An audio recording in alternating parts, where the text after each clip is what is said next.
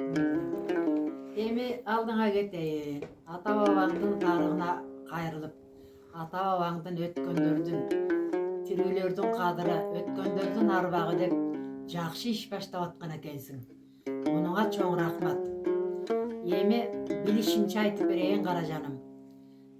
Тизмектеп, каталарын оңдоп өзүң акырын түздүп жазып алгының макулбу?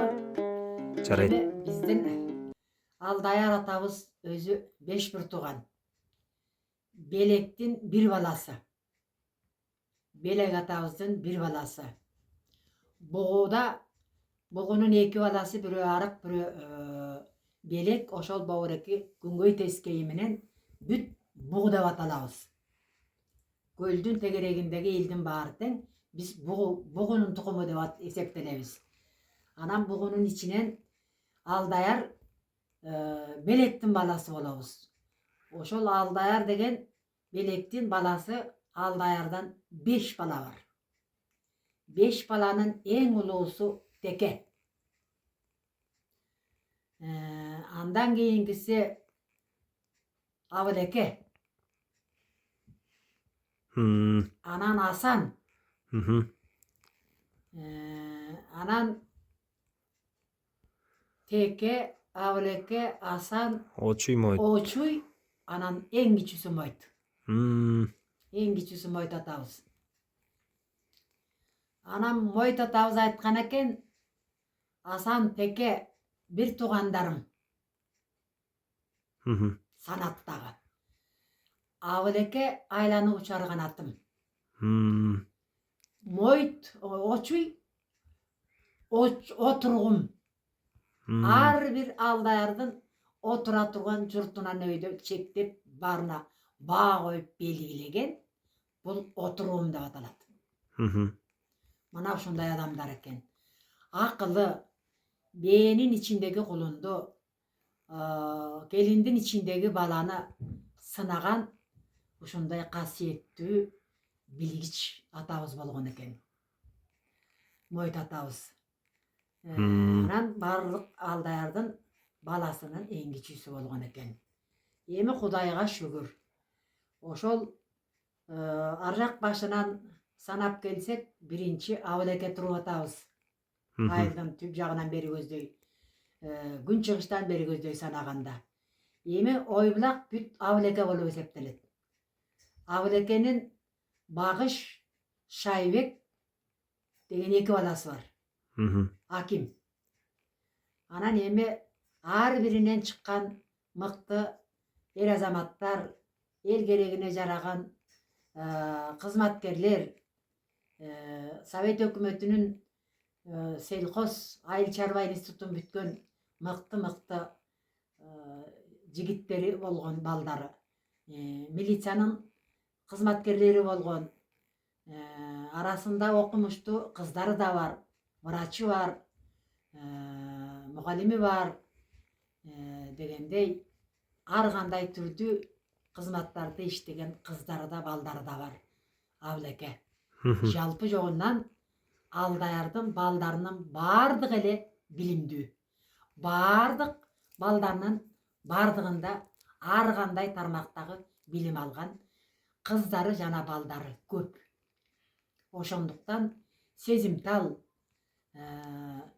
бардык ишке жөндөмдүү бала чакалары көп. Муну санчы-сынчыларга көрсөтпөй койгон экен Белек атабыз. Өзү сулуу, нурдуу киши экен Алдаяр атабыз. Ошондо көзтөйт деп алып барбай койгон экен, ошол сынчы айткан экен, аттигиң бекер алып келбедиң балаңды. Аябагандай мыктылар, сулуулар, жакшылар кыздарыңан да, уулдарыңан да көп чыгат, бирок кичине өмүрлөрү кыскараак болор аттигин аябап өкүнгөн экен. Ошонун сыңарындай эле биздин Алдаярдын балдары күчтүү, бүрдүү, билимдүү, адамды, элди баккан, жерди баккан ушундай эр азаматтар өтө көп чыкты, өтө көп азыр деле. Ошолордун чын эле бир тобу жашыраак кетип калгандар да бар, өкүнүчтүү жагы. Анан эми эмне кылайын эми? Құданың бұйрығы екен. Өлгенге айла жоқ. Қалған бала чақа заман болып, дағы өніп, өсіп, ошондой, ошо сынчы кишилер айткандай, мыктылар көп чыга берсин арасынан. Бирок мен деле бир топ карыга келип, жашка келдим 85-ке. Менин каалоом боюнча жаратканым эгер ылайык көрсө, эмки жаштар, эмки мыктылар баары тең карган кишилерге сакалдуулукка, карыялыкка жетсин. Эч качан алар эрте кетишпесин. Айтканыңыз келсин. Жараткан Аллахым жардам берип, ошол эмки чыгып аткан жаштарыбызга өмүр берсин деп тилек кылып Алладан суранамын. Алдыңа кетейин. Андан кийин келе ошол биздин абылекей бир туугандардан бир азы Бауреки Ойталдын төшүндө Парижде жашашат. Жанагы наалуулу. Наалуулулар. Ал наалуулардын наалы болуп аталып калганын себеби бар. Наалынын энеси Кокон кандыгынан келген Кокон кандын өзүнүн кызы. Абылеке атабыз Ак үйлүүгө барган экен. Ошол Ак үйлүүгө барганда Букарага. Ак үйлүүгө барган кезде ошо кишинин жалгыз кирин жууп өзүнүн суу боюнда жайып атканын хан өзү көрүп калып, анан өзүнүн кызын алып берген экен. Эмне үчүн бул алдайга чейин жүргөн кишинин кирин жууган киши жок, жанында тамагын жасап, дааратына суу берген киши жок. Бул эмне деген өнөр?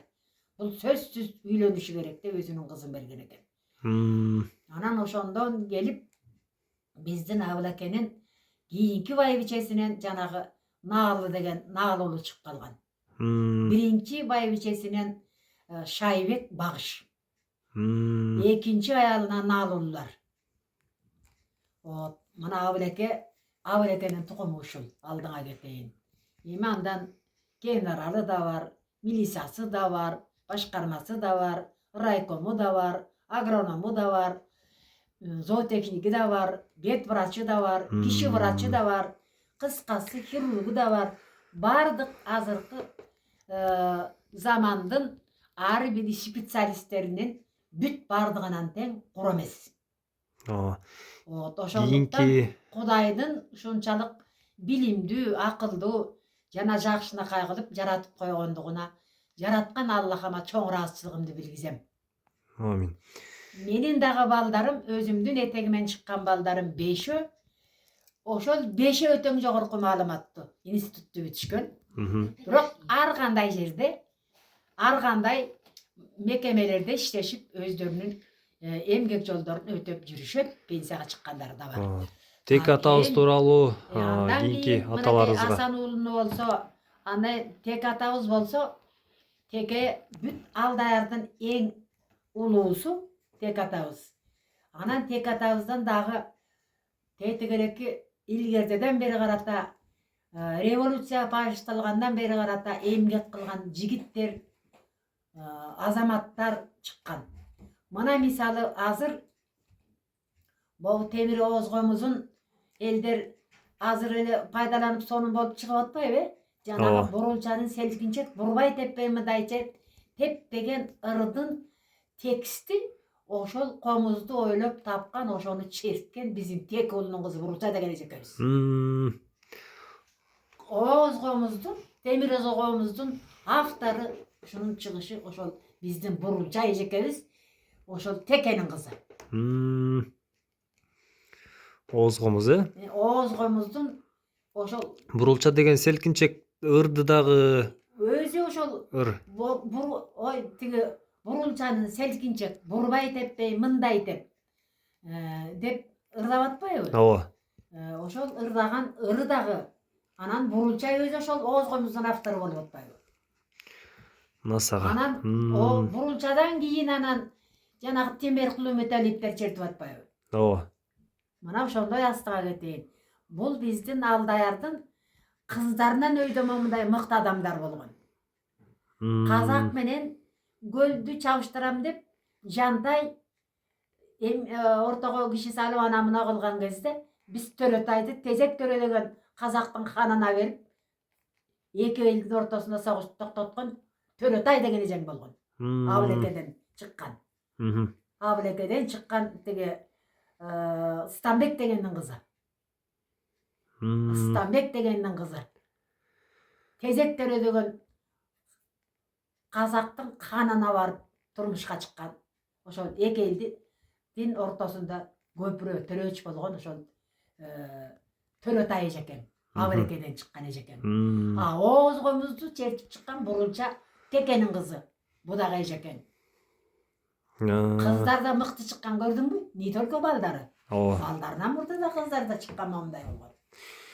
Анан Абылекеден болсо жанагы Мамыркулу деген баатыры чыккан, Момокон деген баатыры чыккан. Бирин бири коргогон. Жаманчылык, жакшылыктын бардыгын да коргогон адамдар болгон. Ошо Асан уулу тууралуу маалымат. Асан уулудан жана Сүйүнбайдын Мамбети болуп атпайбы? Мамбет атабыз болуп атпайбы? Мамбет атабыз болуп атат. Анан Текеден болсо кече согушка барып, жакынкы эле согушта 41-жылдагы согушта Прибалтикада деңизге чөккөн корабльден табылган жанагы Марлендин атасы Жапар атабыз. Согушта ошол 41-жылдагы чөккөн кемеде дүйнөдөн кайткан экен. Ошол кийин табылып, кийин Марлен барып келген. Атасынын немесине. Прибалтикадан табылган чөккөн корабльден. Мына ошондой балам. Мойтакебиз тууралуу. Анан Мойтакебизден болсо, бул киши өзү абдан жакшы ошол Майтаке өлгөнгө чейин бүтүн ошо белек арык боло иши кылып көлдүн тегерегиндеги элдердин баары, аркалыктардын баары Андыжан деп коет экен, Андыжанга алып барып көмөбүз деп. Азыркы эле Жалал-Абадтын Арысланбабычы? Ошо жака алып барып көмчү экен.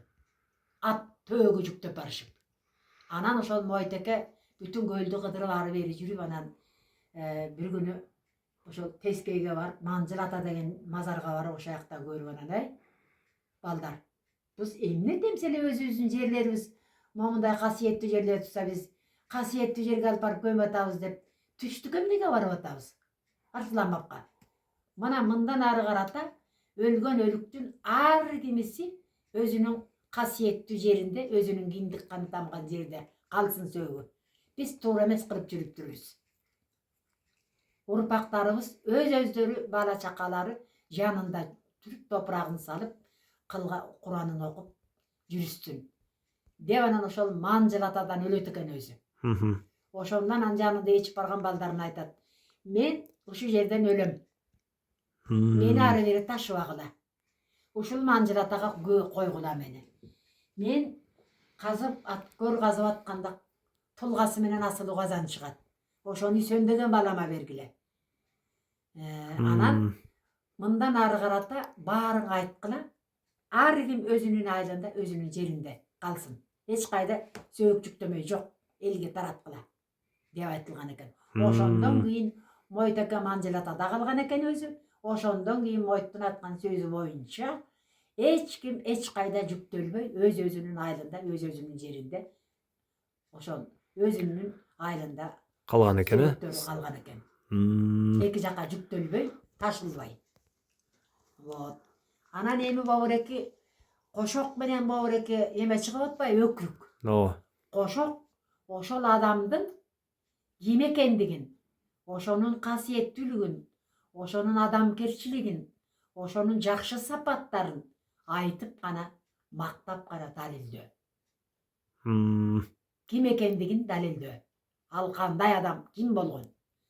Өкүрүк болсо, жанагы бир коктудагы эл менен экинчи коктудагы элдердиги бирине бири өкүрүк менен кабар кылып, бирине бири топурак салганга, бирине бири барганга, бирине бири кайрат айтканга ошол өкүрүк пайда болгон экен.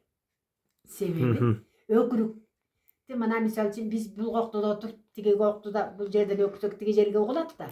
Анан алар аркы коктуга айтып, анан баары чогулуп келип топурак салып, баары көлүп, ошондуктан айтылып калган экен. Болбосо түбүндө өкүрүк деле жок экен. Өкүрүк ушун үчүн пайда болгон экен. Аялдардын жанагы кошогу ал кишинин ким экендигин далилдөө, мактоо. Ыры менен айтылган. Жанагы кошок ыр өзү. Бүт бар ыр. Ыры менен айтылат кошок.